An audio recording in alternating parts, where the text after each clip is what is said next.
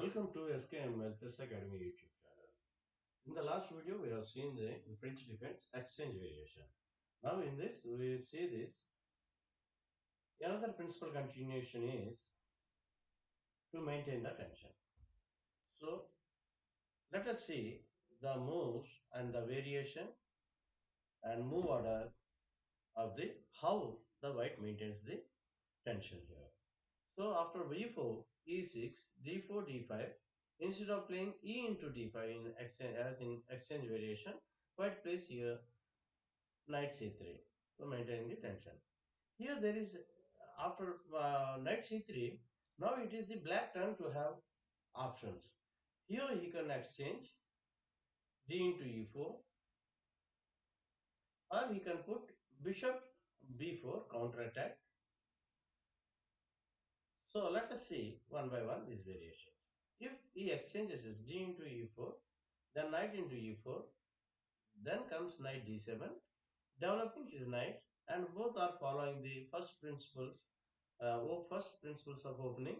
Develop your knights before the bishop. See, develops knight f3, knight g6 is a simple, easy to follow. Knight into f6, check, knight into f6. Now comes the bishop d3. Here c5, he plays d into c5, bishop into c5. So now knight castles, bishop g5. b6 and queen e2, bishop b7 and rook a d1. Here, although this variation can be playable by black, it's very difficult for him to draw. It cannot have any winning chances. Although, and another thing you can see, the queen side pawn majority is for the white, and the pawn structure favors white in the endgame. And white has the majority of pawns on the queen side and a possible king side. Now let us see another variation, bishop b4. In the bishop b4 is threatens to win a pawn and thus compels white to take some action about the center. It should be noted that the alternative counter attack 3c5. Suppose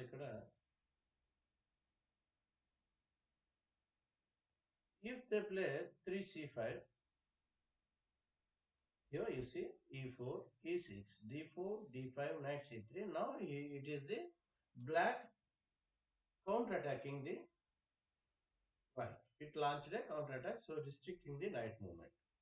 Then here, instead of bishop b4, if c5 is played, it's not a good variation for the black because it is refuted by for e into d5, e into d5, knight f3, knight f3, knight f6, bishop g5, and here black center is too weak. So here, that is the reason when bishop b4 is played, here white has too many possibilities. Again, three classes here. Maintain this here, you see. Let us replay the variation one more time. e4, e6, d4, d5, knight c3, bishop b4. That means black chooses the counter-attacking to restrict the movement of the knight. But here again, white has so many chances. White can have the so many possibilities. He can exchange, he can maintain the tension, he can also launch a kingside attack by playing queen g4. Since a mistake is committed by the black by moving the bishop, dark square bishop from f8 to b4, leaving this pawn unprotected. So let us see one by one.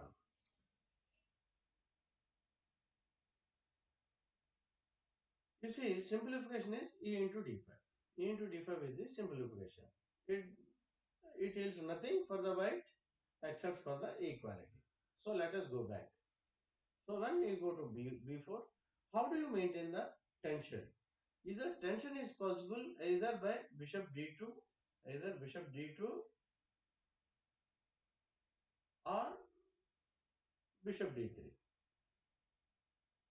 Bishop d3 fails because it does not prevent c5. Okay, it immediately plays c5 and it fails. And if you play bishop d2 here, instead of bishop d3, if you play bishop d2, then you will play knight e7.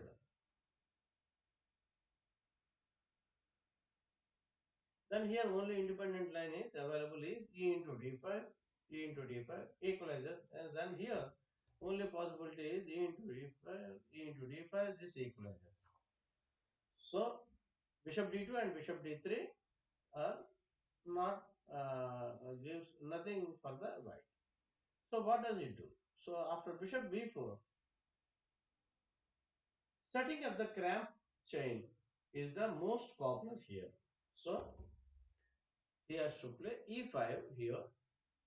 We will see the queen g4 line after briefly. Then first we will see the most popular line c5. When you play e5, sorry, white plays e5 here, then the immediate reply is c5. Now the struggle revolves around whether white will be able to maintain his pawn in the center or not. The thought which comes to first is bishop d2 to unpin the knight and exchange the enemy king bishop, thus gaining the upper hand on the black squares. But it has a refutation. It will play knight c6, hitting at the white center. Then on 6 knight b5, bishop into d2, queen into d2, knight into d4. So knight d6 check achieves nothing except to forfeit the black's castling right. So white has to take this knight into d4, c into d4, queen into d4, knight e7. And black will soon be able to exchange the white c pawn or gain advantage or gain adequate counter play by strengthening his center. Because you see, black center is a good center. So here, after force c5, the most enterprising is a3. Then c into d4, a into b4, d into c3. Here, he cannot take this pawn. If you take this pawn, then comes the queen here, attacking both the c3 pawn and e5 pawn.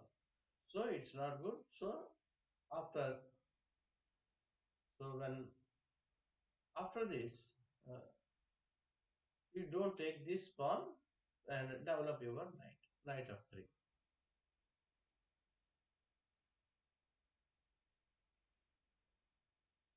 So this is the knight of 3 followed by queen d4 here. After knight of 3, then try to play queen d4 and bishop d3. This is the this gives enough compensation for white for the pawn. Now another thing here we have seen, after immediately bishop b4. Now since this pawn is unprotected, the you can play queen g4 attacking this. Then you play knight f6, take this. Then comes rook g8, queen h6, rook g6 attacking, and queen e3. And here he plays c5.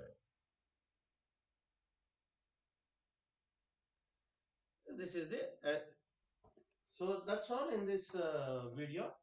We have seen how the bishop b4 counter attack by black can be met in 4 different ways, and we will see remaining possible moves in the next video, as we are restricting our video not to exceed too long, not more than the 10 minutes. So that's all in this video. I can cover it.